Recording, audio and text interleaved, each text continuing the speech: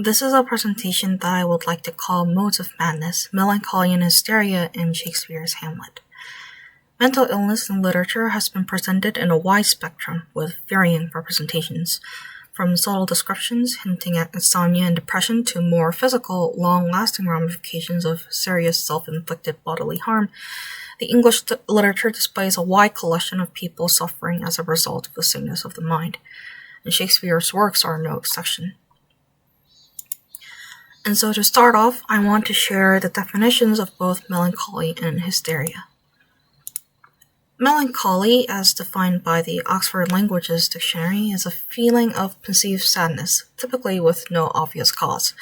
Despite this, the origin of the word stems from a combination of the Greek words melas and chole to mean black bile, and it was commonly thought that an excess of this would cause depression, a belief which persisted into Hippocrates' time. Later, however, around 15th or 16th century, many, including the Italian historian and writer Giorgio Vasari, started to believe that the idea that melancholy had positive effects for the production of art. This idea is furthered in 16th and 17th century England, where writers such as Robert Burton describes in his The Anatomy of Melancholy that the idea of melancholy being a mark of a genius. Contrast that with the definition of hysteria, or more so accurately, hysterics. Here we see the definition of hysteria as an exaggerated or uncontrollable emotion or excitement. However, the word itself stems from the word hysterikos and hystera, relating the state of emotion to the womb. Burton describes this phenomenon in his Maids, Nuns, and Widows section that noble virgins are particularly affected by vicious vapors which come from menstruous blood. So what is Burton's solution to this? Well, Burton suggests that the surest remedy is to see them married to good husbands where they can fulfill their desires and put out the fire of lusts. With this knowledge in mind, let's talk about how Shakespeare used language and madness. In his time, attempts to identify and differentiate disorders were being made, albeit with little success. Modes of madness, aside from the obvious topics of today, also included things like bewitchment, anger, and rashness, although I do have questions on how they differentiated the latter two. That could be a research topic for another day, right? However, although for the common Renaissance man these disorders were still yet unexplainable, they were still able to categorize recognizable symptoms. So on stage, playwrights and productions often exploited these well-known symptoms in order to convey to the audience that there was something wrong with the character. In cases, however, such as melancholy, where physical manifestations such as epilepsy or headaches or convulsions were difficult to convey the madness, language would take a much larger part. So with that in mind, let's look at this excerpt.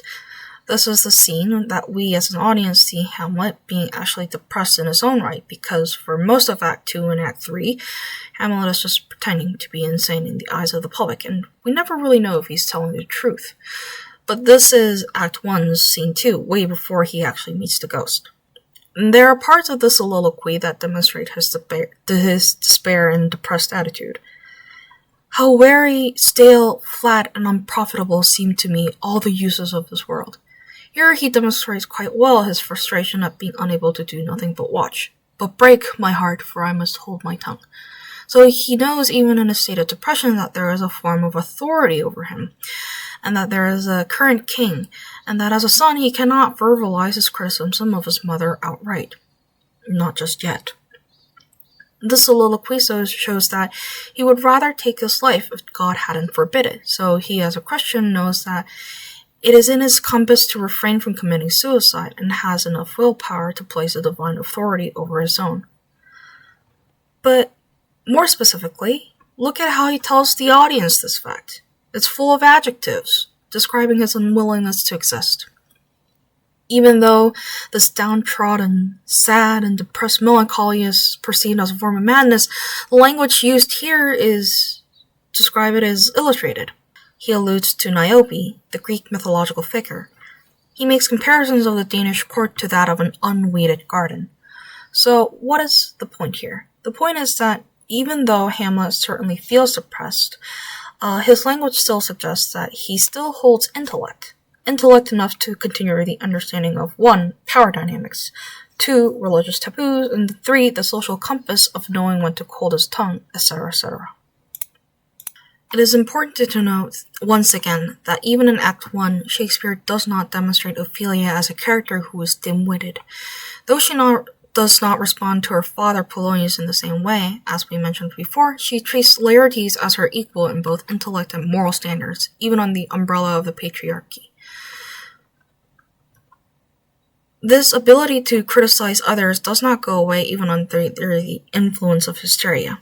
And in the same scene that Ophelia hands out flowers and sings of the unfaithful mariner in which men take advantage of women with false promise of marriage, Laertes barges in with a revolt against Claudius. And the important thing is, the two siblings unironically take their actions against the court of Denmark in the very same scene, although arguably Claudius seems to be more taken aback by Laertes' actions than Ophelia's.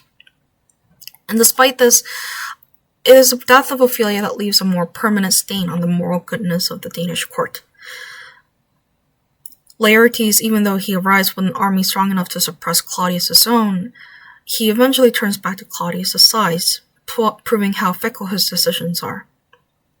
One may question if the knowledge of learning of Hamlet killing Polonius is enough to quell the rebellion that he has brought with him to the castle doors, and it seems that his decision in dispersing them quickly and turning to Claudius instead lies in the fact that he is desperate to seek revenge on he who killed his father.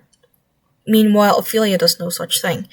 Her hysteria is maintained throughout Act 4 until her death, where she drowns still seeking flowers and singing. And her hysteria is brought on by Hamlet, thus she is not fickle in her drowning. Her death not being postponed until the final duel serves as a constant reminder that she remains a victim to Hamlet's journey in revenge, though not a victim of its result as Laertes, Gertrude, and Claudius are. She's a stand-in as criticism to Hamlet, who's killed her father and discarded her as he saw fit, to Claudius, who fails to protect the loyal members of her court, and to Laertes, who fails to see Claudius as a failure as she does. In conclusion, contemporary beliefs of melancholia being a mental illness that result in ingenuity, showing Hamlet's madness being easily recognizable as 1. Logical, and 2. Intelligent, as he maintains both and social restraint when speaking verbally and in plotting his revenge. The same contemporary beliefs of hysteria lead to Ophelia's mental state departing from that of melancholia. Despite this, however, Shakespeare's choices in his depiction of both show that the female-centric mental illness of hysteria may not be less intellectual than that of the male-centric melancholia, and it is fully possible that Shakespeare intended for Ophelia's words and songs under the guise of flowery language and mental instability to be interpreted as a cynical criticism of the Danish court.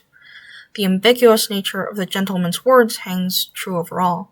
Her speech is nothing, yet it falls under the job of the audience to botch the words up to fit their own thoughts. Thank you.